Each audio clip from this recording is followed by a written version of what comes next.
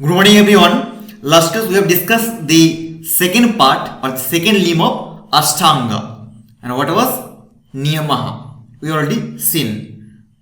Okay, there are 5 types of Niyama we discussed. Now this class will be talking the third limbs or the third anga of Ashtanga or Ashtanga Yoga. Which is the third limb is called Ashanam. So let's understand the Sutra, what explained by Maharshi Patanjali. What is explained here? Sthira Sukham Asanam. I repeat, Sthira Sukham Asanam. Some speaker they used to speak like Sthiram Sukham Asanam. While reading or chanting the sutra or sloka, you should split the sandhi. So the meaning would be here, the pronunciation must be Sthira Sukham Asanam. The definition of asana is given by Patanjali is called Sthira. Sthira and Sukha. Sthira means which is stable, not fickle. Stability will be there. Not chanchala, stable. Okay. Here the stability is related to your two things, body as well as mind.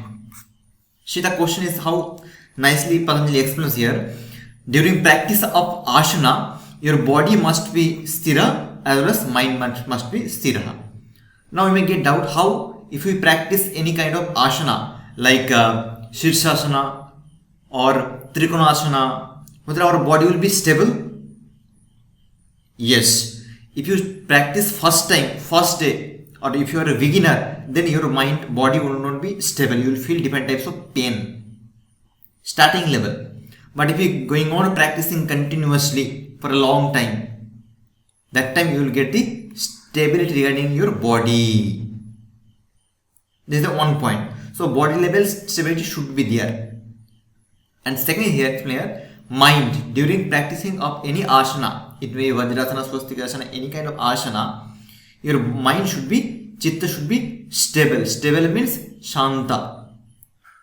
The aim of yoga is Kaivalyam. When Kaivalya comes, when chitta will become calm and cool. So all breaths will become restrained. But in case of practicing asana, if you practice stretching asana, Samvardha Mulakasana, your chitta will be always chanchala. So if you practice continuously, then your stability will come regarding your mind. Okay, and you should feel in that state Shukhata, means the happiness. While you practicing Padmasana, Swastikasana, Vajrasana, Paschimottanasana, Purvattanasana, Sirsasana, okay, Mayurasana, you should feel the happiness and you should be happy. The feeling of happiness must be there.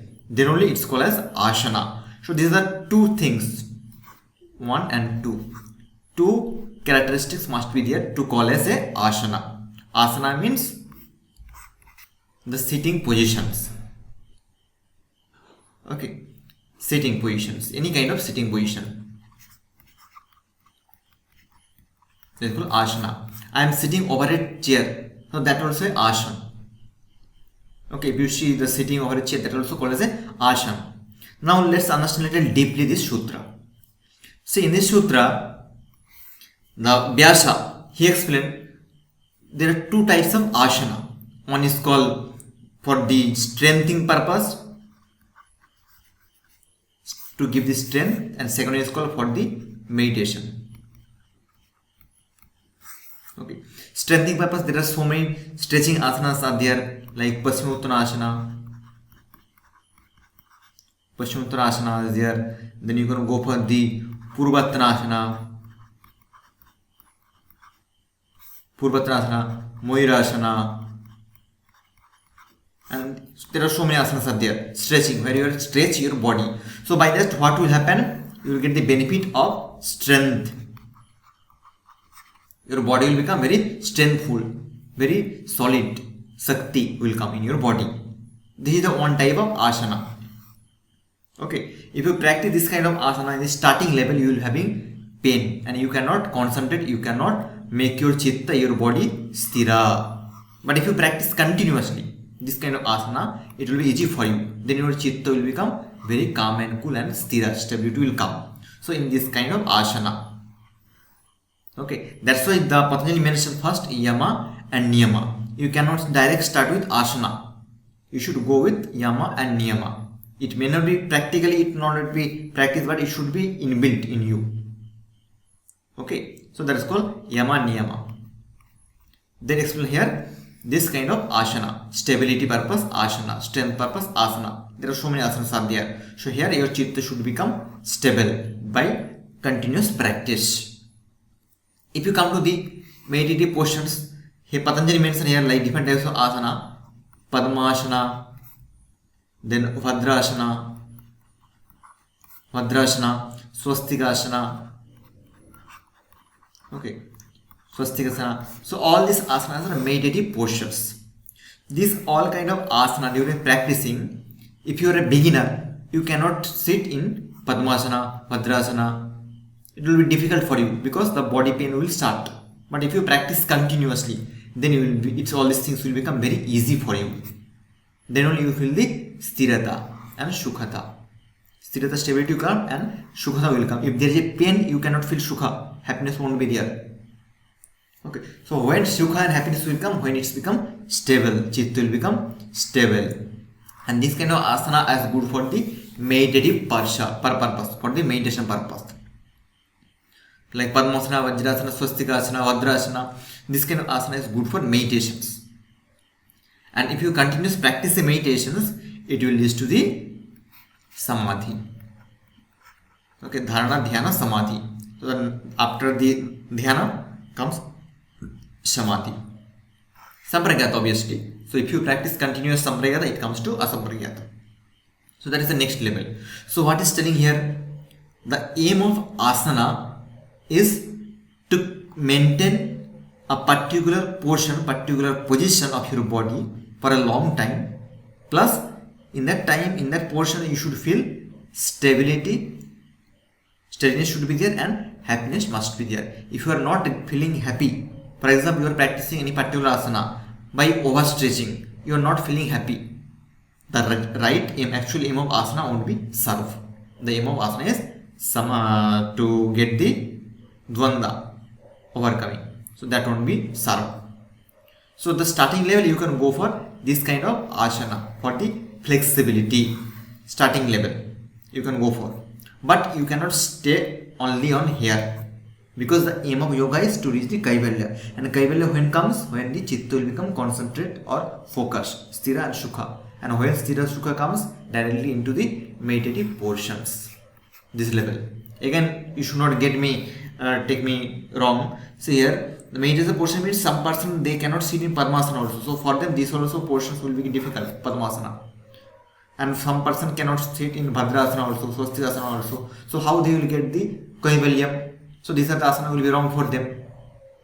Here also, if the person is practicing continuously Paschimottanasana, Purvattanasana, Mairasana, so automatically their chitta will become calm and cool. So here sthirata will come. In case of here, in case of here, you practice continuously, then only it will possible. One day it won't possible, but nowadays what we are understanding, the asana means only for stretching purpose. If you sit a Padmasana, Vajrasana, they won't accept this as an asana. So always you should be stressful, like the overstretching, it's not good, remember. Okay, if you do not feel happiness and sukhaness in a sukhaness and steadiness in a particular position, if you do not feel, if the person is feeling, then it's okay for him, because his body is adjusting. Today you are first practitioner, beginner, so for you it may be difficult, but the other person they practice from last 6-7 years, so for him it's easy. Some asana like Sirsasana situations also, if you chitta is sthira and happy, that is called as asana. Here the Vyasa explain here 11 types of asana, 11. Like example, Padmasana, Bhadrasana, Swastikasana, Shamankasana, Paryankasana, like this 11 asana they explain in Vyasa. Okay, so this how you need to understand the meaning of asana. The meaning of asana is sthirata and shukhata must be there in any kind of asana you can take.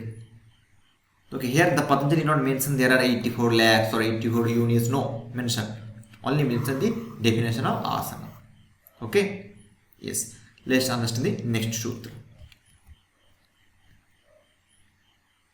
Yes.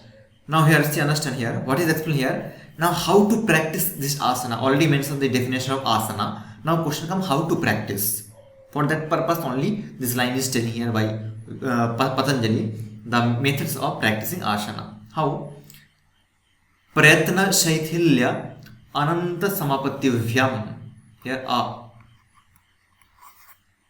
okay, remember here. Prayatna shaithilya ananta samapattivyam. Prayatna means the effort. Okay, effort, you are trying. For example, you cannot achieve, you cannot practice Paschimottanasana. So you are trying, continuously trying for 1 week, 10 days, like that. So that's called prayatna, the effort. Shaithilya means losing. The effort must get loose. For example, you practicing today first time, beginner, first day today in your life, you practicing yoga. For example, one asana will be difficult for you, but tomorrow if you practice, it will become little easy. If you practice next day, it will become little easy. So after 1 week or 10 days, it will become very easy for you. So what is going on?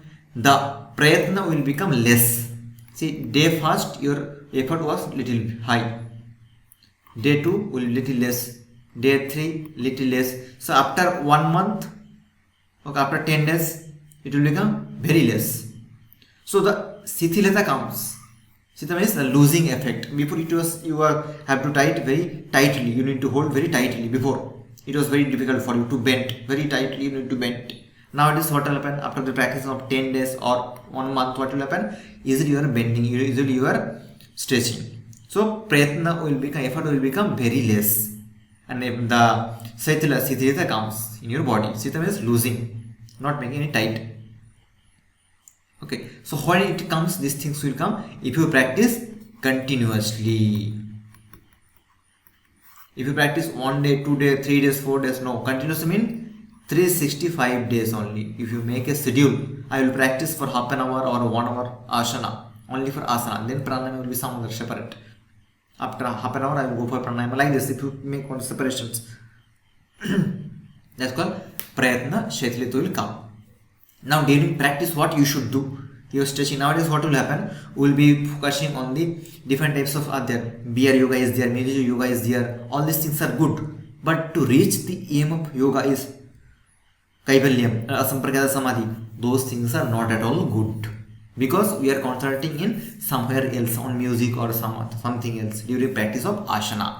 But here, what explained Patanjali mentioned here, Ananta. Ananta means we need to concentrate on the ultimate. Okay, ultimate, or the who is limitless. Who is limitless? The supreme one, the Ishvara. Ishvara is the ultimate. So you need to concentrate on Ishvara. How? Samapatibhyam, with full dedications. Dedication, you need to concentrate on Ishvara during practice of asana, the ultimate. Okay, so the practicing method is telling here. How practicing method should be for asana is telling here. Prayatna, let me change the color. Telling here, the prayatna shaithilya ananta samapatibhyam. Prayatna, the effort should be there less as you go practicing the asana. First it will be little high, second, like if you going on practicing, the effort will become very less. So you will get the shithilata, losing will come in your body. And at the time of practicing asana, what you should concentrate, what you should meditate. See, during practice we think something else, but actually in the view of Yoga Sutrakar, Patanjali, he mentioned we need to concentrate on Ananta. Ananta means the ultimate, Ishvaraha, limitless, called Ishvaraha. We need to concentrate on him. Samapatibhyam, with full dedications. Okay, so if you practice in this way any asana, you will get the definite benefit whatever he explained here. Okay, I think hope you are understanding this sutra. So let's understand the next one. Now, this sutra is related to the benefit of asana. There are so many benefits are there in Hatha Yoga and different types of Hatha school of yoga. But here Sutrakar what is telling here, see, Tato dvandan bhikataha. If you split the line, it will become Tatoho dvandan anabhighataha. Here A is there. Okay, tato dandvan anavighatha. Tato means if you practice asana, tato is the panchami. Remember, it's a panchami. It's like tataha.